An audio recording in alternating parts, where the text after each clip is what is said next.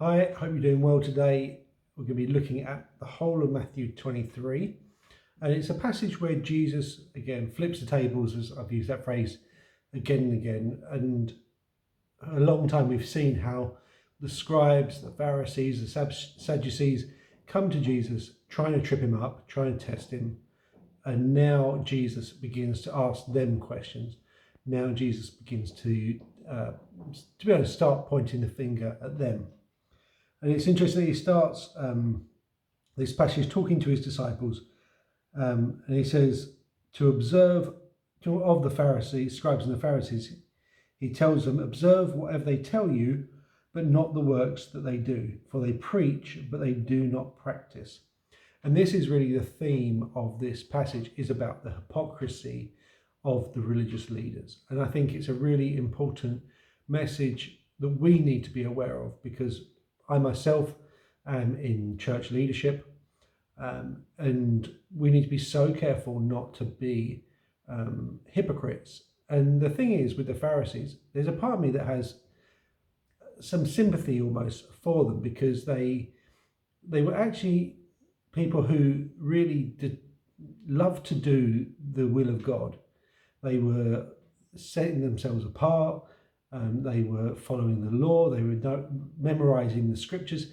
In a sense, they gave themselves to God. But what they didn't deal with was the inside. And this is Jesus's criticism. He says that you are like a whitewashed sepulchre. So you're focusing on the inside, but not the you're focusing on the outside, but not the inside. Like a tomb that is all clean on the outside, beautiful flowers, painted walls and statues maybe, but on the inside it's full of dead bodies. And he's saying this is what the Pharisees are like. So they obviously talk a good game. They're preaching from the scriptures, which is good, but they inside they're not actually following God. Their hearts are for him, and that we see the result of that is in their rejection of Jesus, because they're more worried about the traditions that they've created rather than about the purposes of God. And again, so this is where we need to be careful that we don't become like that also. There are so many things that we do in churches that become traditions, and there's nothing wrong with traditions as long as they don't become obstacles in the growth of the kingdom. And I think we were at a prayer meeting tonight, and I was reminded of where Jesus did turn the tables over. And he says, you've turned my Father's house, which was meant to be a house of prayer, into a den of thieves. And again, through their practices, and even that they were money changers who were trying to, in a sense, provide sacrifices for the people. So there's probably at some point it was a really good idea, but it got twisted. It became something it shouldn't become. And we need to reflect on what God is doing in our churches and in our lives. And are there things that were good intentions at some point, but maybe they've become disjointed from God's purposes now, and we need to be prepared to lay those aside.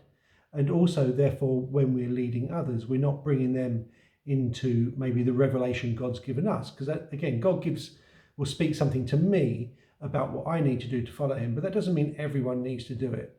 And that's a danger, that we can actually bring people into bondage rather than into freedom, because freedom is when we're led by the Spirit of God. So we need to humble ourselves, because again, Jesus said to the Pharisees, whoever exalts himself will be humbled, and whoever humbles himself will be exalted. And this is the heart of the leader. This is, again, the heart of every Christian, that we shouldn't seek position, we shouldn't seek, in a sense, the favour of men, but we should seek to please the Father.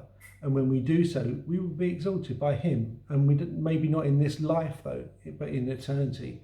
And there's that day when he says, well done, my good and faithful servant. And so, again, we're just going to continue to seek Jesus, to seek inward change rather than outward conformity, to seek to please him, not to seek to please man, to seek to be true, to listen to and do what he says rather than what we think, and what might be dead traditions. So I encourage you just to be conscious of that you're not, that you would be willing to lay these things aside where God shows them. And again, seek God that he might reveal those things to you.